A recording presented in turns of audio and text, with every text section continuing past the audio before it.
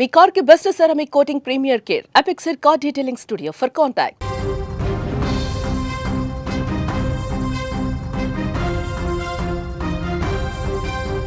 Under-19 Asia cup లో Bharat under-19 జట్టు దూసుకెళ్తోంది. ఇప్పటికే వరుసగా 2 మ్యాచ్ల్లో విజయం సాధించిన భారత్ తాజాగా మరో విజయాన్ని ఖరారు చేసుకుంది.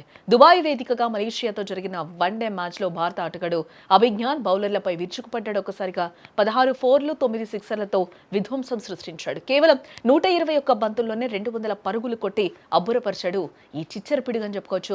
అండర్-19 ఆసియా కప్ 2025 లో భాగంగా దుబాయ్ వేదికగా టీమిండియా మలేషియా జట్లు తలపడుతూ ఉన్నాయి. తొలుత టాస్ గెలిచిన మలేషియా జట్టు బౌలింగ్ ఎంచుకుంది. మొదట బ్యాటింగ్ ప్రారంభించిన భారత జట్టు భారీ స్కోర్ను సాధించింది.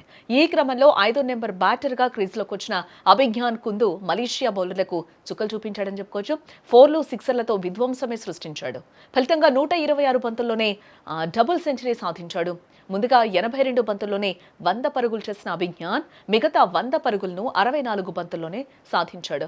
ఇదిలా ఉంటే ఇప్పటి వరకు అండర్-19 లో డబుల్ సెంచరీ సాధించిన తొలి భారత బ్యాటర్గా కూడా అభిజ్ఞాన్ చరిత్ర సృష్టించాడు. ఇక అభిజ్ఞాన్ సూపర్ డబుల్ సెంచరీతో భారత్ 400 పరుగులు భారీ స్కోర్నైతే సాధించింది.